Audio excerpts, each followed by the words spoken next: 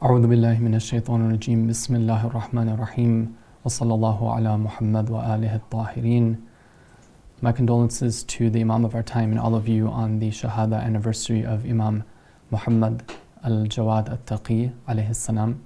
Inshallah, our program this evening will begin with Dua Tawassul, and then afterwards there'll be some poetry, and then inshallah we'll be having the speech. So I'll be reciting the dua this evening. Inshallah, I would encourage you all to be in wudu, facing qibla, and trying to recite the dua along, and try to create that atmosphere of being in the masjid environment so that inshallah that dua can be more effective. And I'll try to add a bit of commentary inshallah when we get to the portion about Imam Jawad alayhi salam.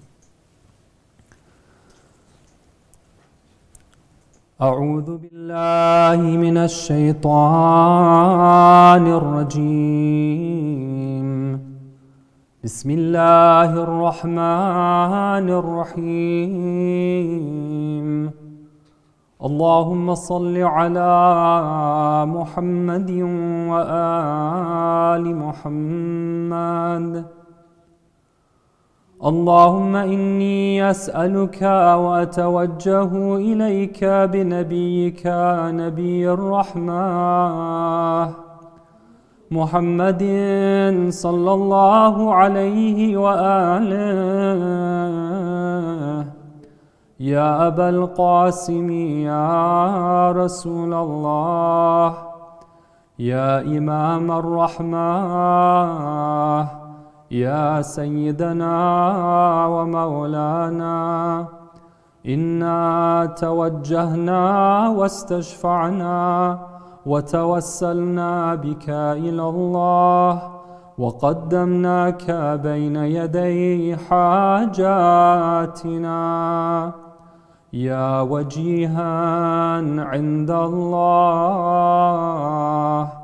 اشفع لنا عند الله يا أبا الحسن يا أمير المؤمنين يا علي بن أبي طالب يا حجة الله على خلقه يا سيدنا ومولانا إنا توجهنا واستشفعنا وتوسلنا بك إلى الله وقدمناك بين يدي حاجاتنا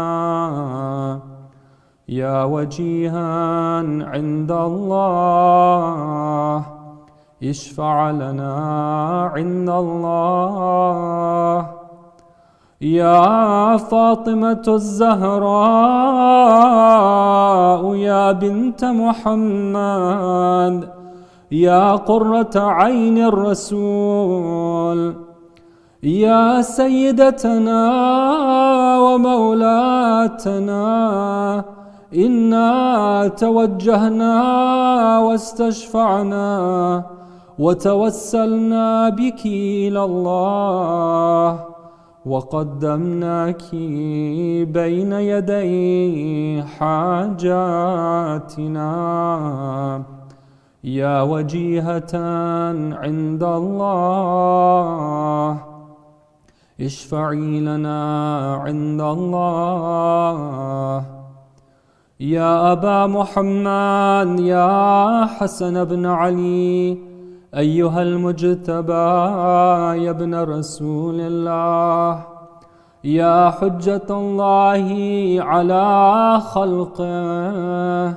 يا سيدنا ومولانا إنا توجهنا واستشفعنا وتوسلنا بك إلى الله وقدمناك بين يدي حاجاتنا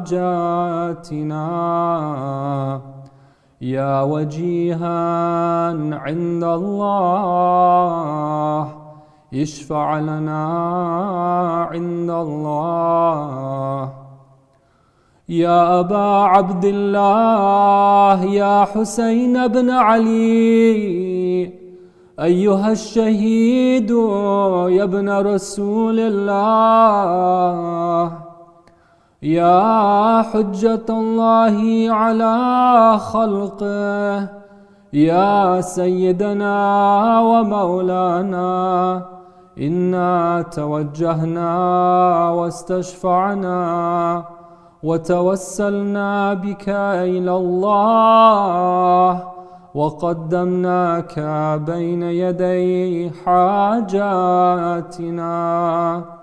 يا وجيها عند الله، اشفع لنا عند الله. يا أبا الحسن، يا علي بن الحسين، يا زين العابدين، يا ابن رسول الله، يا حجة الله على خلقه، يا سيدنا ومولانا، إنا توجهنا واستشفعنا وتوسلنا بك إلى الله، وقدمناك بين يدي حاجاتنا. يا وجيها عند الله، اشفع لنا عند الله. يا أبا جعفر، يا محمد بن علي، أيها الباقر يا ابن رسول الله، يا حجة الله على خلقه، يا سيدنا ومولانا، إنا توجهنا واستشفعنا وتوسلنا بك إلى الله، وقدمناك بين يدي حاجاتنا. يا وجيها عند الله، اشفع لنا عند الله. يا أبا عبد الله، يا جعفر بن محمد، أيها الصادق يا ابن رسول الله، يا حجة الله على خلقه، يا سيدنا ومولانا، إنا توجهنا واستشفعنا وتوسلنا بك إلى الله، وقدمناك بين يدي حاجاتنا. يا وجيها عند الله، اشفع لنا عند الله. يا أبا الحسن، يا موسى بن جعفر، أيها الكاظم يا ابن رسول الله، يا حجة الله على خلقه، يا سيدنا ومولانا، إنا توجهنا واستشفعنا وتوسلنا بك إلى الله، وقدمناك بين يدي حاجاتنا. يا وجيها عند الله، اشفع لنا عند الله. يا أبا الحسن، يا علي بن موسى، أيها الرضا يا ابن رسول الله، يا حجة الله على خلقه، يا سيدنا ومولانا، إنا توجهنا واستشفعنا وتوسلنا بك إلى الله، وقدمناك بين يدي حاجاتنا. يا وجيها عند الله، اشفع لنا عند الله. يا أبا جعفر يا محمد بن علي أيها التقي الجواد يا ابن رسول الله. Brothers and sisters, let's take our hearts to the beautiful shrine of Imamain al-Kadhimain. Imagine you're standing there in front of the darih of Imam al-Jawad, the generous one. Imagine that you're asking for your hajat. It's okay even though you're far away. Remember that the Imams are all the representatives of God. They are Hujjatullah.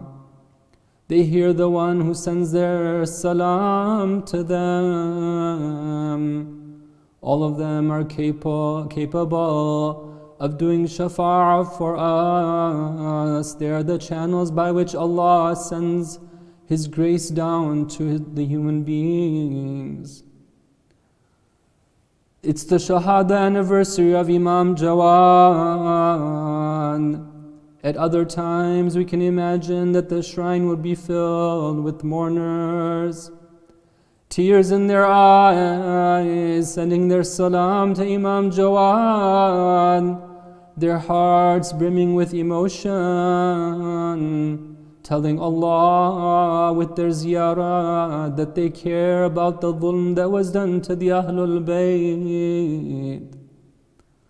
One of the companions of Imam Rida, Abu Salt, after the martyrdom of Imam Rida, he was taken into prison by Ma'amun al-Rashid.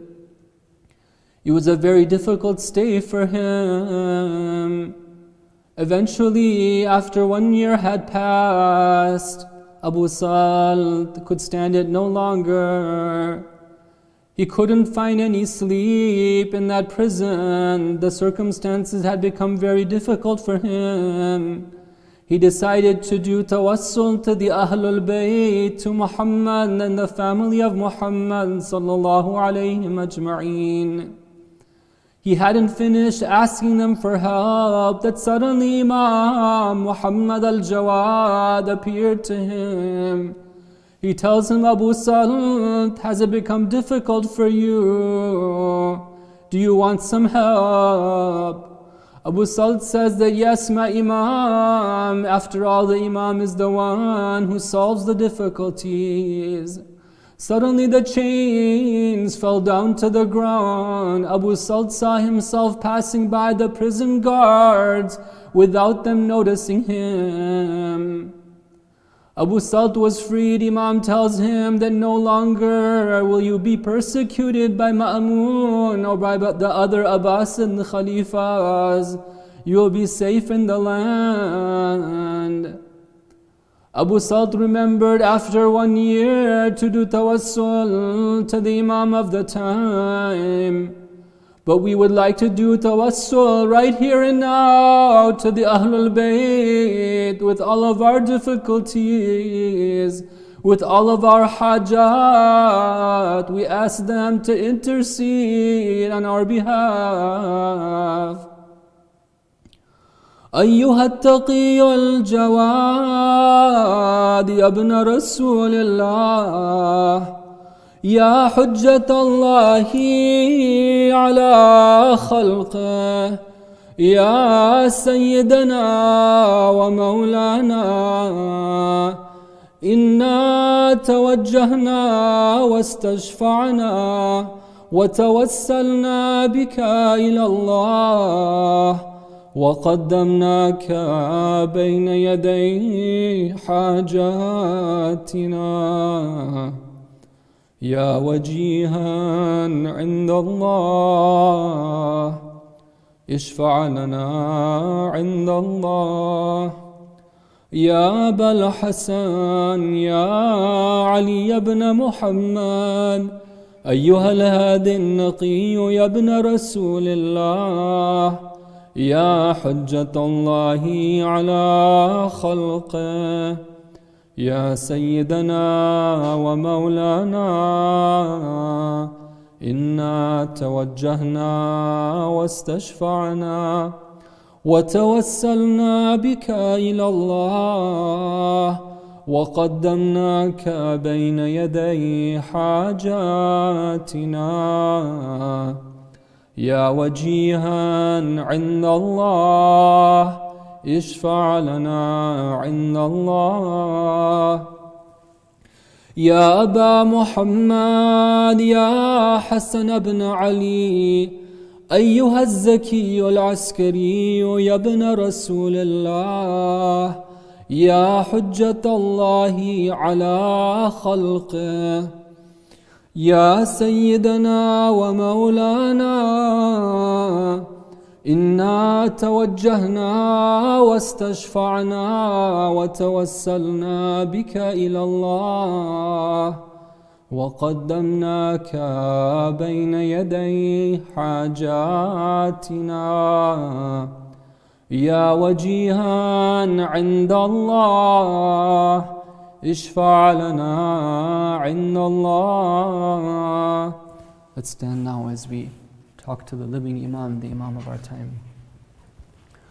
يا وصي الحسن والخلف الحجة، أيها القائم المنتظر المهدي يا ابن رسول الله، يا حجة الله على خلقه، يا سيدنا ومولانا، إنا توجهنا واستشفعنا وتوسلنا بك إلى الله، وقدمناك بين يدي حاجاتنا، يا وجيها عند الله اشفع لنا عند الله.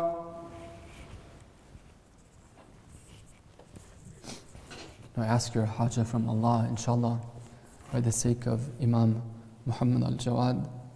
All of our hajat will be granted, and make sure to include in your dua all those of the mu'mineen who are seeking du'as, all the marhumin and marhumat, especially marhum Sarwar Hussain, son of Abdul Salim Rahim, the father of Kanwar Zahra, father-in-law of Kumail Tajri and uncle of Adnan Sadaq Rahim, all those mu'mineen who are sick, all those who are oppressed, remember them all in your dua, and above all, remember the Imam of the time and ask Allah Ta'ala to hasten his reappearance.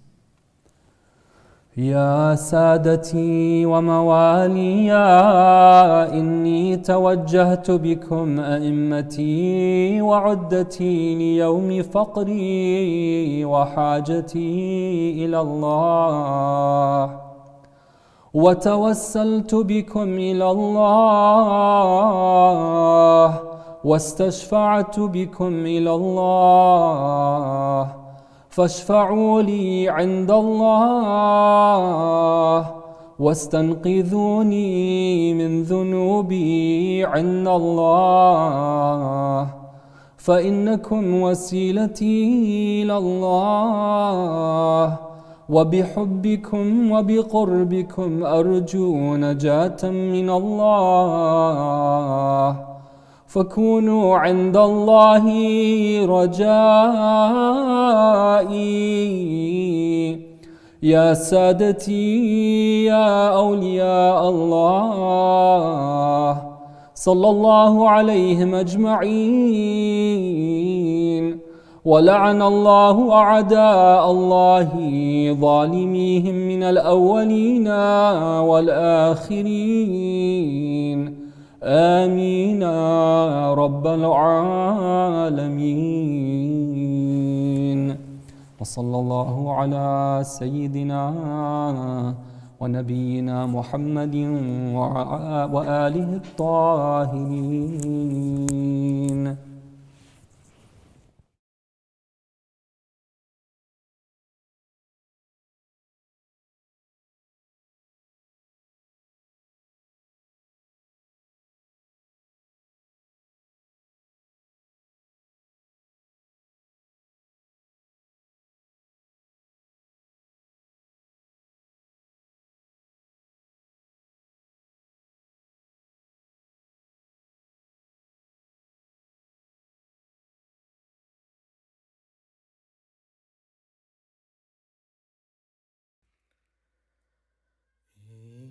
سکتا ہے بیاباں کی فضا خاموش ہے، خاک پر لاشیں پڑے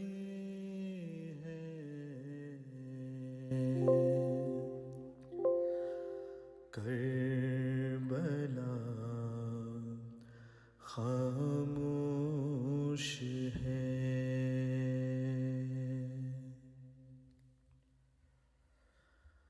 صبح کی اہل حرم کو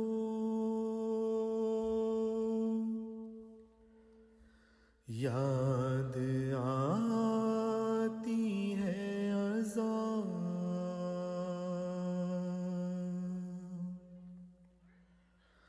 وقت مغرب ہے شبیہ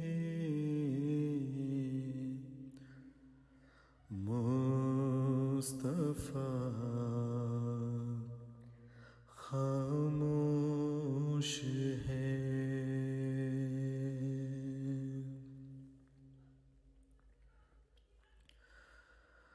بیڑیاں ہے پائے عابد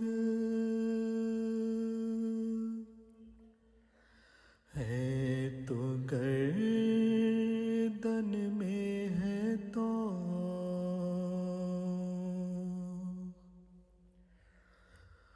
روتی ہے زنجیر لیکن نقش پا خاموش ہے،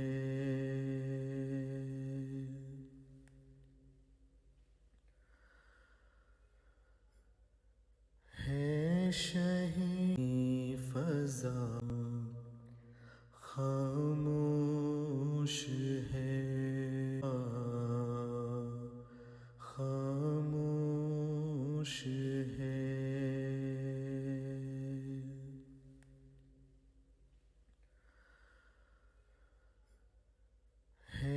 شہیدوں کے بھی لاشیں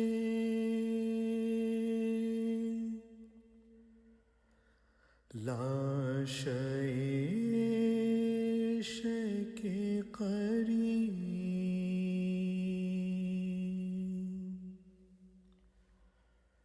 قافلہ سالار چپ ہے،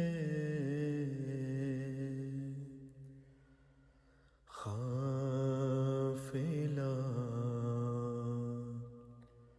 خاموش ہے،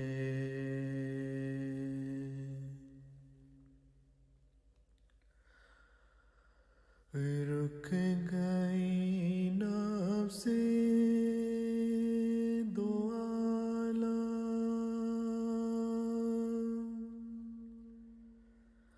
تھر تھرائی کائنات،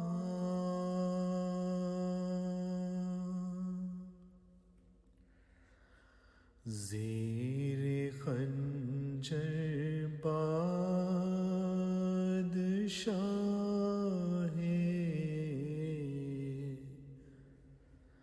کربلا خاموش ہے،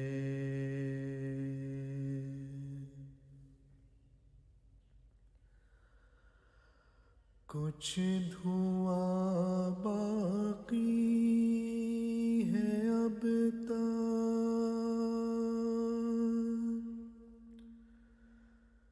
راکھ ہے کچھ آگ کی،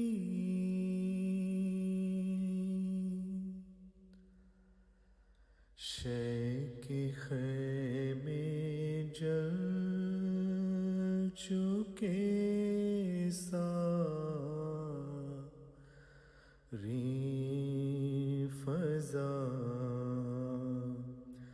खामोश है। एक सकता है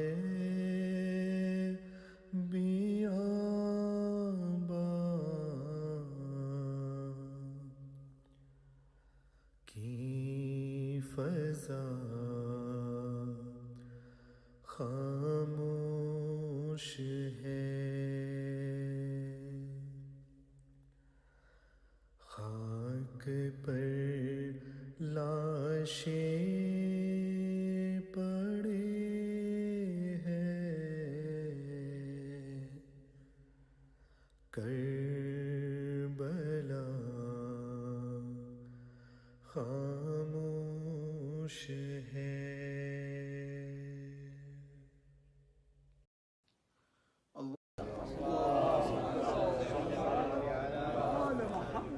یا جواد الائمه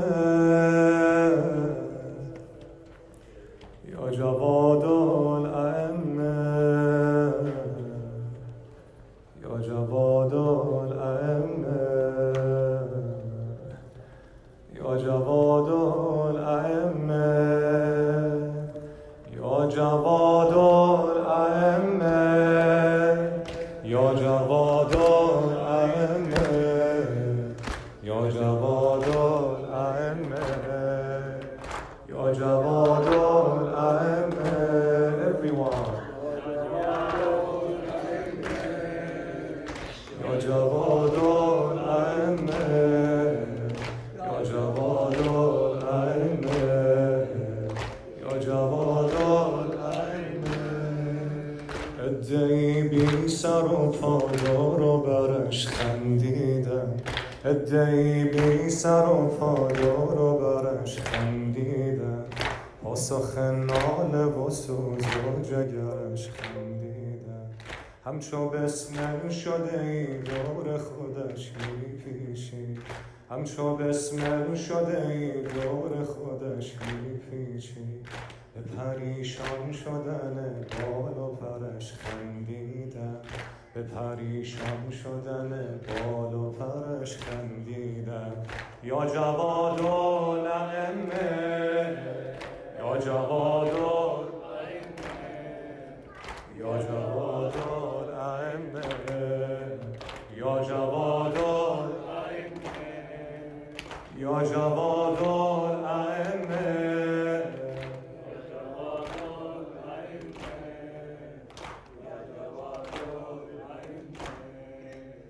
یا جواد الائمه درد پیچیده به پهلویش از هر دو طرف درد پیچیده به پهلویش از هر دو طرف دست می برد به سوی کمرش خندیدم دست می برد به سوی کمرش خندیدم شده مظلوم و جوان مرگ شد و آخر کار شده مظلوم و جوان مرگ شد و آخر کار همچنان فاطمه بر چشم ترش خندیدم همچنان فاطمه بر چشم ترش خندیدم یا جواد الائمه یا جواد الائمه یا جواد الائمه یا جواد الائمه یا جواد الائمه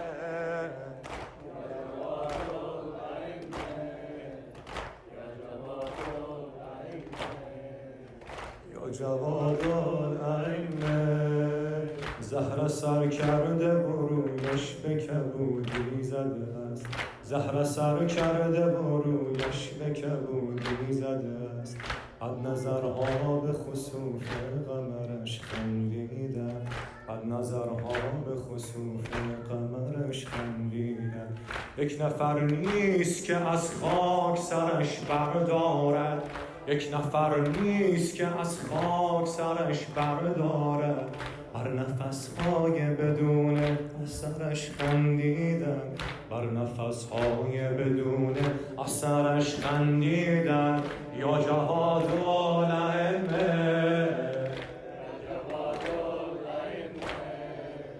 یا جواد الائمه یا جواد الائمه یا جواد الائمه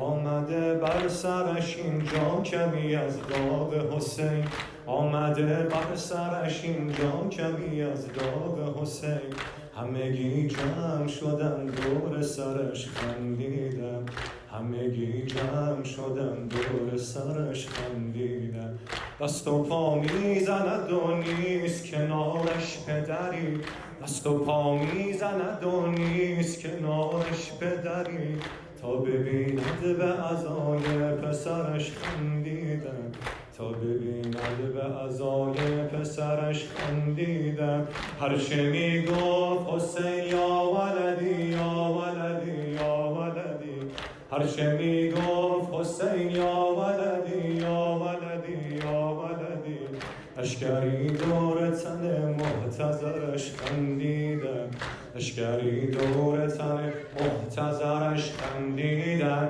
کربلا کربلا کربلا جسم علی پخش به صحرا شده بود کربلا جسم علی پخش به صحرا شده بود علی اکبر گل لیلا اربن اربا شده بود علی اکبر گل لیلا اربن اربا شده بود حسین وای وای وای they laughed when Imam al-Jawad fell to the ground with thirsty lips while his body was poisoned just like they laughed in Karbala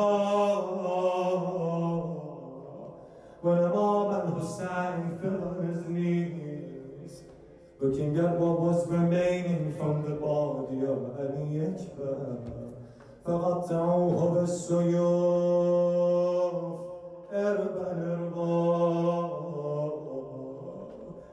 They laugh when Imam al-Hussein placed his cheek on the cheek of Ali Akbar Sallallahu alayka ya Aba Abdullah Sallallahu alayka ya ibn Rasulullah Sallallahu alayka ya ibn Amir al-Mu'minin Sallallahu alayka ya Jawad al-Ammar It's close to the time of Azan, it's the time of the istijabat of dua. Let's make one dua together. Allahumma ajjal waliyika al-faraj. Allahumma ajjal waliyika al-faraj. Allahumma ajjal waliyika al-faraj. May Allah grant everyone here the ziyarat of Imam al-Jawad and Qafuzimay.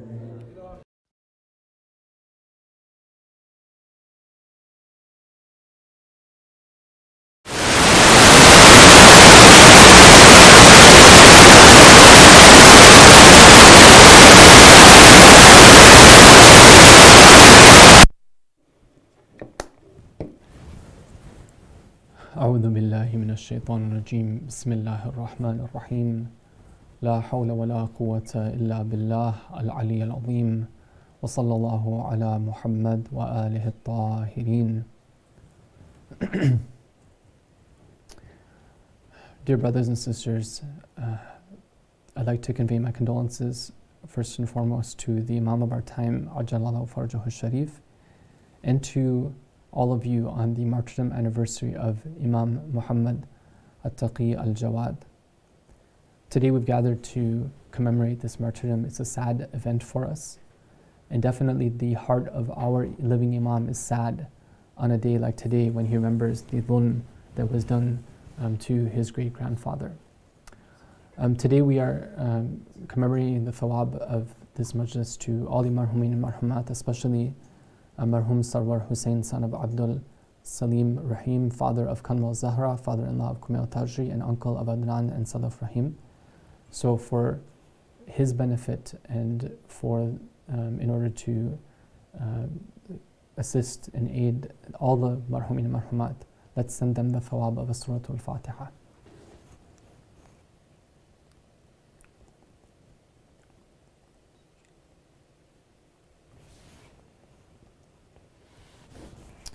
Brothers and sisters, the program for today is, inshallah, I would like to mention some words about Imam Jawad alayhi salam, a little bit about his life, a little bit about his virtues, and then inshallah we'll be looking at a few of the pearls of wisdom from this Imam. We'll go through 2 or 3 of his ahadith and try to take some practical lessons from them.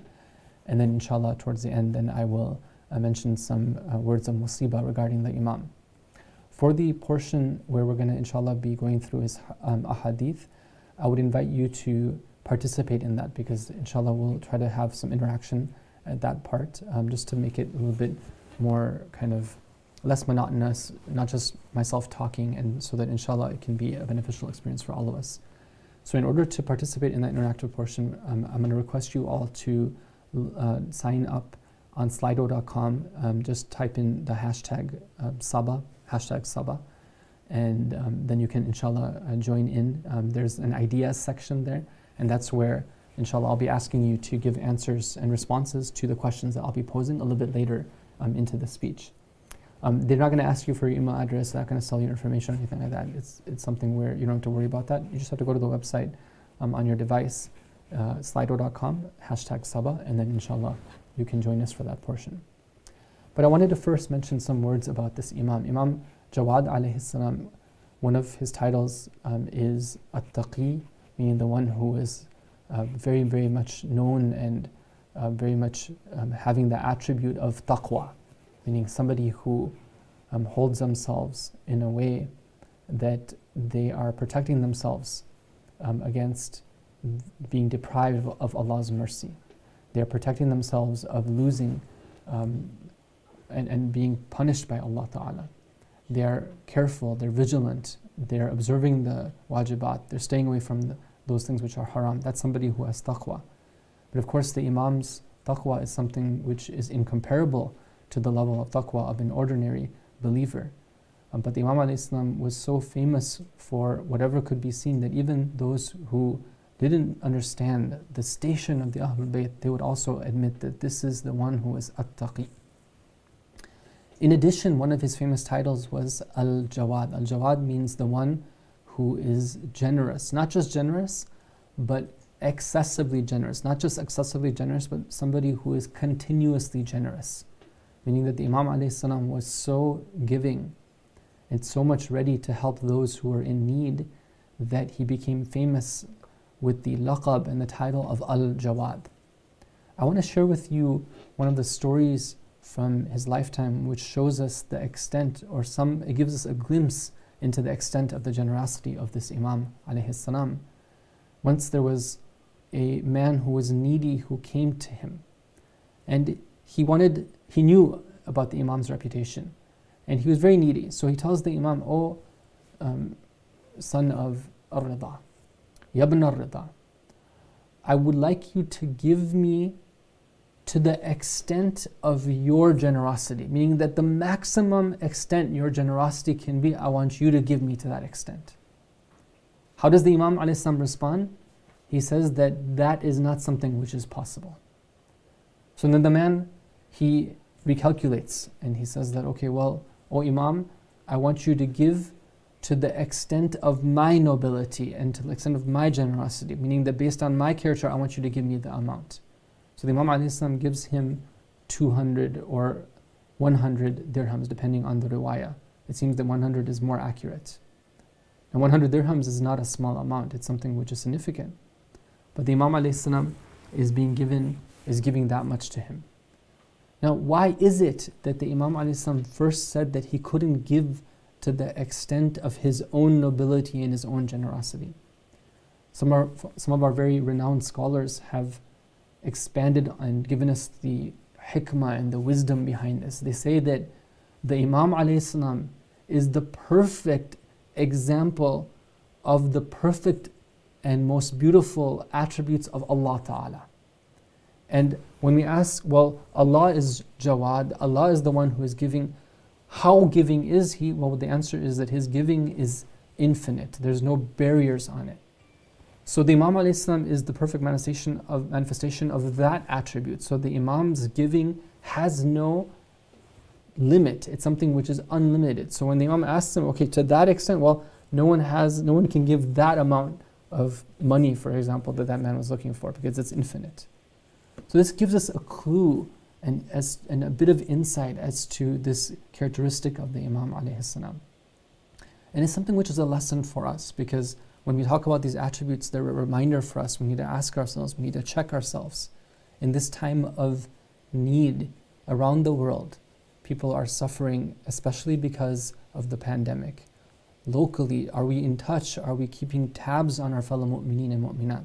Are we reaching out and asking them preemptively, before they come to us, are we asking them, how are you doing? Just checking up on you. Is there anything that I can do for you? Do we have, I know that there are task forces that are active, but these are times when, especially when we don't see each other, we need to keep track and keep tabs. Elsewhere in the world, people are suffering greatly, whether it be in Yemen, other places. We need to be aware of that. One of the other things that we'd like to remind ourselves about the Imam alayhi salam is that the Imam is known as the Imam of the youth. Okay, why is that? Well, all the Imams are Imams for all of human beings. In fact, even more than the human beings. They are the Imam. They are Allah's representative on earth. But Imam Jawad alayhi salam was the first of the Imams to become an Imam at a very young age, around 8 years old. After him, Imam Hadi alayhi salam also became Imam at a young age. And then the Imam of our time, Ajjallahu Farjahu Sharif, became the Imam at the age of 5. But when Imam Jawad alayhi salam became the Imam, this was something that was unprecedented for somebody who was so young to become the Imam. Of course, the Quran tells us that when Allah wants to choose somebody as His representative, age is not something which is a barrier. When Nabi Isa alayhi salam is tasked with speaking when he's in the cradle, he says, Ana Abdullah, I am the slave of Allah. Atani al-kitaba wa ja'alani nabiyya. Allah has given me the book and He has made me a prophet, and he's a baby in the cradle. So the Quran sets the precedent for that. Normally we think of children as being just children. But when children have the proper upbringing, when children have the special blessing of Allah Ta'ala, they can be filled with a lot of wisdom. This was a test though for the people, and some people, some of the followers of the Ahlul Bayt alayhim wasalam, at some points they were challenged regarding this. There's a story that shows us a little bit about this, this concept of, and shows us kind of like the struggle that some had to go through in order to accept the Imam alayhi salam. There was a man by the name of Muhammad, who Muhammad, the son of Hassan.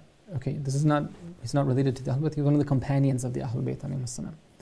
Muhammad ibn Hassan says that I was a student of Ali ibn Ja'far ibn Muhammad. Okay, Ali ibn Ja'far Muhammad is one of the sons of Imam Ja'far as-Sadiq alayhi salam. He's the brother of Imam Kadhim alayhi salam.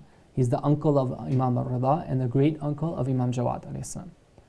So Muhammad says that I was the student of Ali, the son of Imam Ja'far. And I spent 2 years learning from him. I was writing down and learning from him the meaning of traditions that he had heard from his brother, Imam Musa al-Kadhim alayhi salam. And then one day, 2 years after studying with him, I saw that there was a boy who came into the presence of my teacher. Now Ali ibn Ja'far was the great uncle of Imam Jawad alayhi salam. So he says, it's Muhammad, the companion, he says that I see that my teacher Ali ibn Ja'far, he stands up and he shows a lot of respect to this boy. He goes and he kisses his hands. And I see that that boy tells him, my uncle, please sit. And he says that, how can I possibly sit when you, my master, are standing? And after some time, Ali ibn Ja'far goes back to the gathering where Muhammad and the other students of his are sitting. And they begin to rebuke him. They say that you are our teacher, you're a sheikh, you're like old, you have a white beard, how can we see you showing this type of respect to somebody who is young like that? So what does Ali ibn Ja'far say? Ali ibn Ja'far says that, he says that if Allah Ta'ala has chosen this one to be from his chosen one, and he hasn't chosen myself as being the representative, then should I be the one who denies the merit of this young one? Na'udhu billahi mimma taqulun. I seek refuge in Allah from what you are saying. Bal ana lahu abd. I am his slave.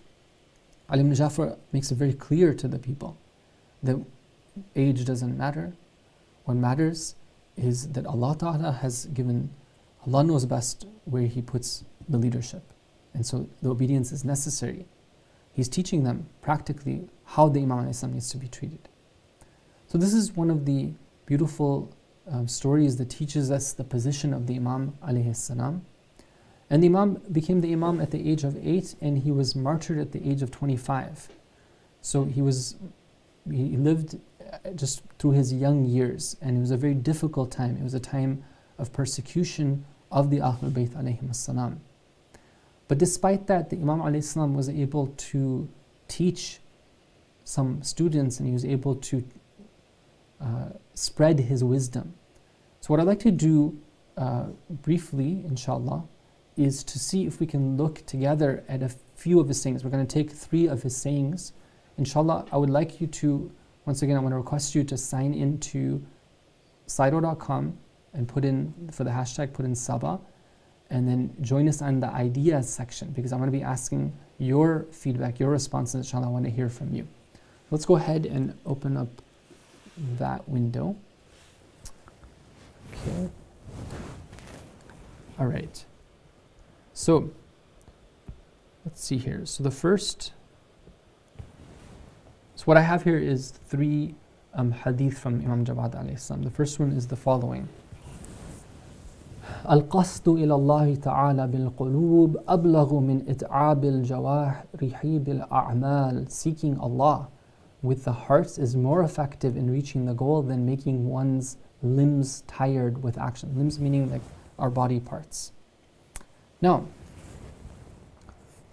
this hadith is a very beautiful, profound hadith, but it has an interpretation which sometimes people might take from it which is incorrect. And then of course there's the correct interpretation. And what we want to try to do is understand what is the correct interpretation. So I'd like you to please explain, what do you think?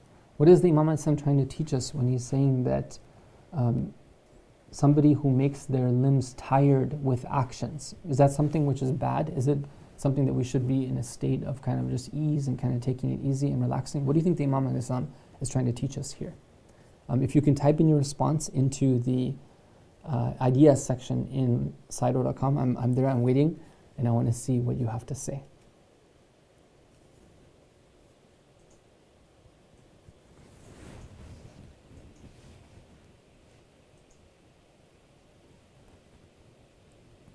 So inshallah, if this works, then we can try to do this more in the future. But if it doesn't work, I don't get participation, then I just might go back to being like a monologue, and then it would be kind of boring.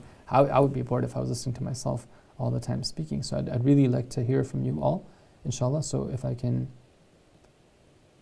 get some feedback. So is the Imam trying to tell us? Ahsan, thank you. So we have one person responding. They say that actions can be mimicked while a genuine interest of the heart cannot. Actions and heart need not be separate, but they often are. That's number 1. Number 2, somebody says, maybe making limbs tired with action is like praying a lot of prayers without actually cultivating the awareness that Allah is watching you. Dua with true intentions is more effective than showing off to the world that you are seeking Allah's will. So these are beautiful insights. Thank you so much to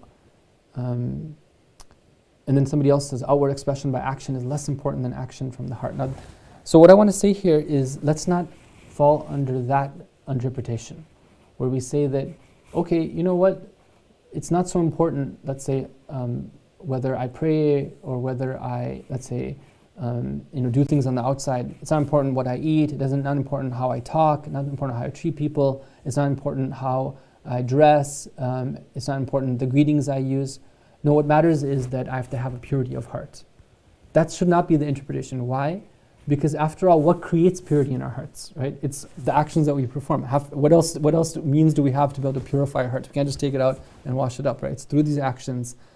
But the point is that merely going through those actions, it will not be as effective as when somebody also has that niyyah accompanying it, also has that awareness. And as some of you are pointing out here, that to have knowledge and to have the heart and have the attention. At the very least, when we're doing something, we should have the intention that, okay, this is something that I'm doing. At the very least, we should have that level of attention that, okay, I'm doing this because Allah Ta'ala wants it from me. Okay, at the very least. Not that I'm doing it because I want. No, I'm doing it because Allah wants it from me. And then the more attention we have to Allah Ta'ala throughout whatever we do, then the more effective our actions will have. For example, when somebody does their salah and they only think about Allah at the beginning and at the very end, then of course everything that happens in between, not that it doesn't have any value, but it won't have that type of profound effect. And thank you so much. Many others also contributed their thoughts, and I really appreciate that. Alhamdulillah, I'm glad that you were participating. Okay, now let's go to number 2, which is that Man istafada akhan fillah faqad istafada baytan fil jannah. Whoever finds a brother, what I mean by brother here, of course, is like a really dear friend, a believer friend in faith, in the way of Allah, has earned a house in paradise. Now, my question for you is this. What is the parallel between a house in paradise and a good friend? Meaning, how are these two things like similar? Because the Imam alayhi salam, of course, chooses this analogy with wisdom. There's something there where this is a likeness for a good friend. How can a house be a likeness for a friend? What do you think?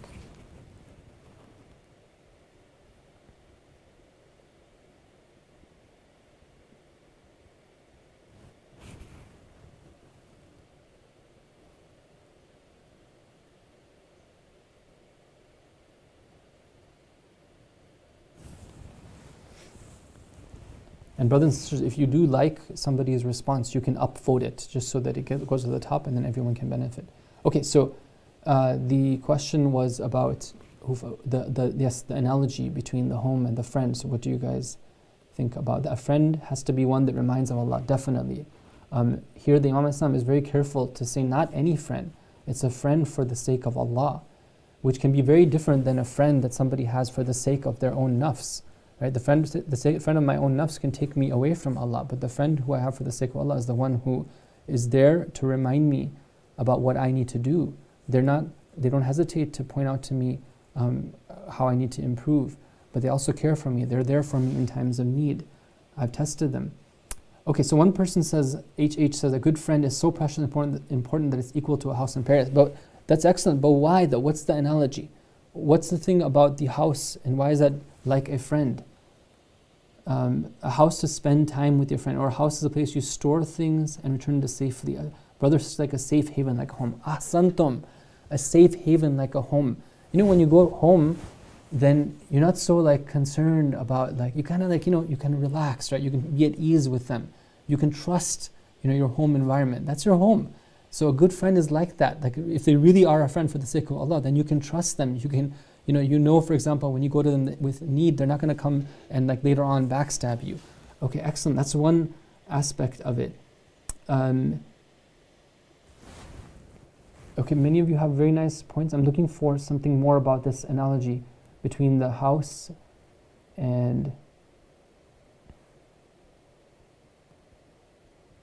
Okay, so great. So I think what we can, okay, asantum, a friend is a home for you. Fillah is a home for you. They protect and shield you from influences that will remove you from heaven.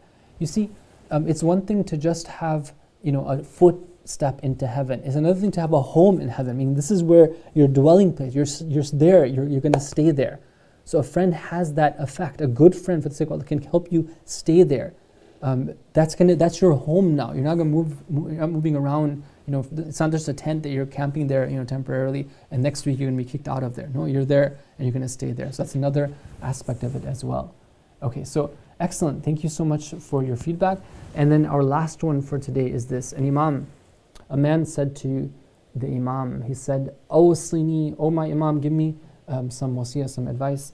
The Imam alayhi salam tells him, are you going to accept it from me if I give you that advice? And the man says that yes, I'm going to accept it. Okay, the Imam wanted to test him, right? Because the Imams, obviously they have a lot to offer, but they want to see whether that person has the capacity to take it or not. Right? This is a reminder for us that the wisdom is there, the path has been shown to us. Sometimes the problem is within ourselves. The Imam says that yes, so the Imam says that Tawassad as-sabr, take sabr as your pillow. Now, sabr, very basic meaning means like self-restraint. When somebody, rather than reacting according to their base instincts, rather than reacting purely out of emotion, they're able to check themselves, they're able to restrain themselves and respond appropriately in the way that God would want them to respond. And normally we translate that as patience. Now, tell me something. What is the connection between patience and a pillow? Yani mada? Meaning, what does one have to do with the other one?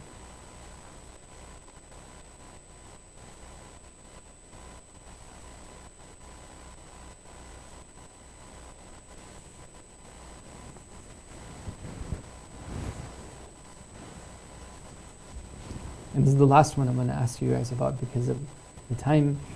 So let's, inshallah, I want to just hear from you about this. The connection between having patience and then a pillow.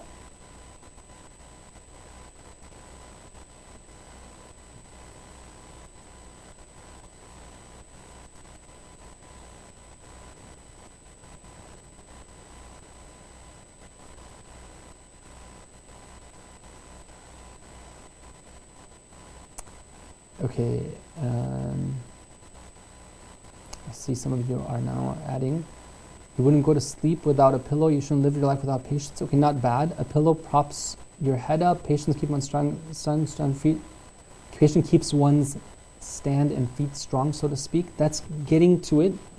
Okay, very much. You wouldn't go to sleep without a pillow, so you shouldn't live your life without patience. Almost, you sleep on a pillow. There, I saw it. I think I saw it. Patience can be a comforting thing because you tell yourself that even though it's difficult, you're still doing something, being patient. Okay, this is definitely leading to what we're looking for. You see, a pillow is something where, when you're kind of in a state of discomfort, right? What do? You're like, then you like to get a pillow and you're like, okay, you can relax now.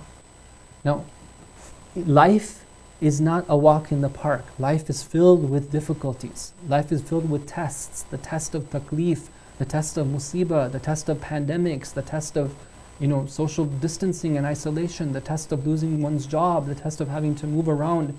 Right? All these is what life is about. Now, what can a believer do in order to have that pillow to lean on and to relax on while they're going through what's inevitable? It's sabr. And sabr is another word of being able to connect to Allah Ta'ala and to rely upon Him and to take Him as our refuge and our solace, even though we know that times are difficult. And it's a way of being comforted in the eye of finding the eye of the storm, as they say.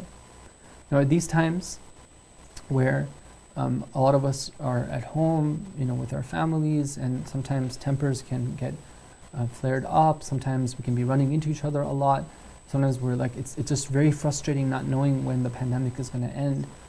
These type of ahadith are incredibly powerful and very relevant reminders for us that will help us to be able to deal with what's happening as a way of strengthening our faith instead of being a source of, let's say, causing a lot of friction and being a way of feeling too disappointed and too sad.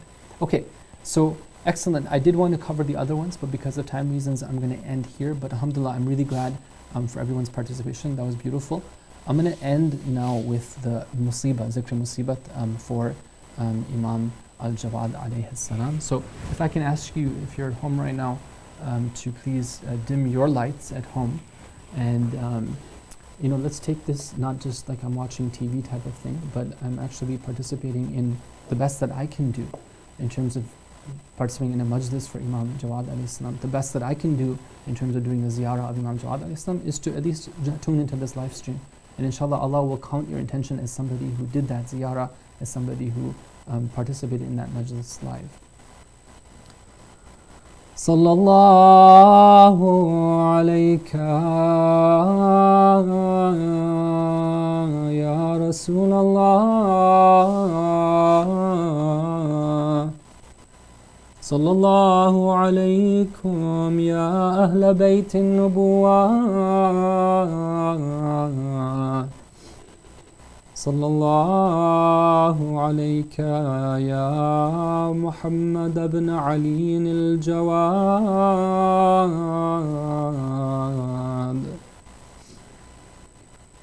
Imam Jawad alayhi salam only lived a few years in this world, but in those years he was filled with so much wisdom. He was seen as a threat by the Abbasids. The Khulafa saw him as being a threat. They were jealous of him. They saw how people, despite all their efforts, would continue to be attracted to the family of the Prophet, to their household and no other household. There are different riwayat about how the Imam alayhi salam was martyred. One of them says that it was his own wife, al-Fadl, the daughter of Ma'amun al-Rashid, who was approached by the Khalifa Mu'tasim. He told her, "Why don't you poison your own husband?" She still had that love of Bani Abbas in her heart.